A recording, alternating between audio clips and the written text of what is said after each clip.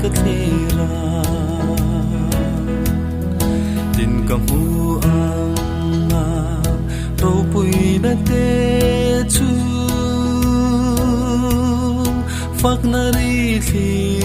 phim ang ina lenga Immanueli mangai kul chunga boy dara la liane lo nai le ro au kal le ang che kahim na ini mangai kul chunga o boy dara la liane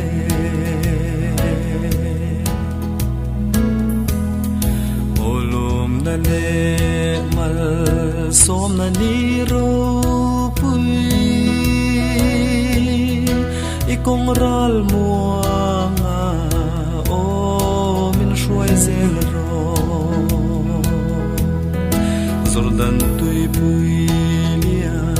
te chu fon veli kanan ram moi lui ra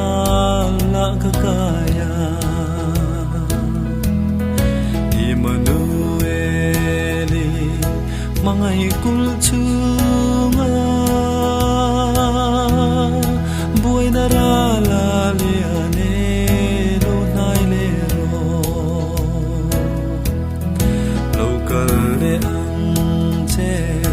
kahim na ini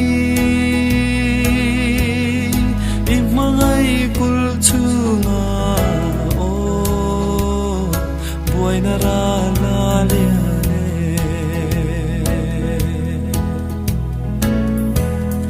churo angin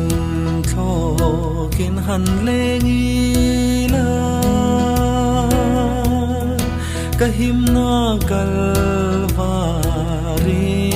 mual kashuta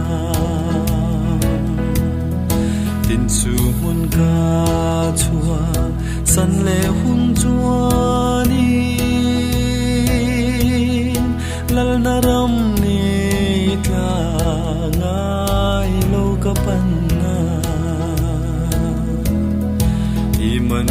Immanueli mangai kul chunga buai na ra la liane lo nai le ro lokal le ang che kahim na ini mangai kul chunga o buai na ra la liane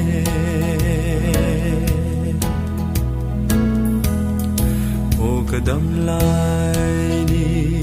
hiaral hun chuan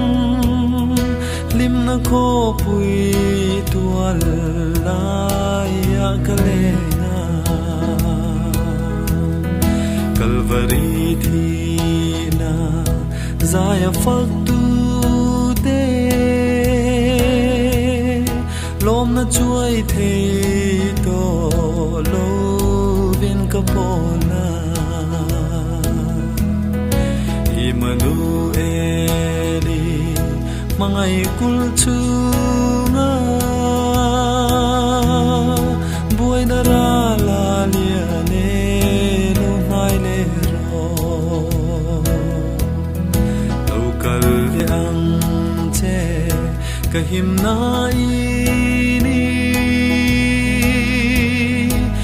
mangai kul chunga o buai na ra la liane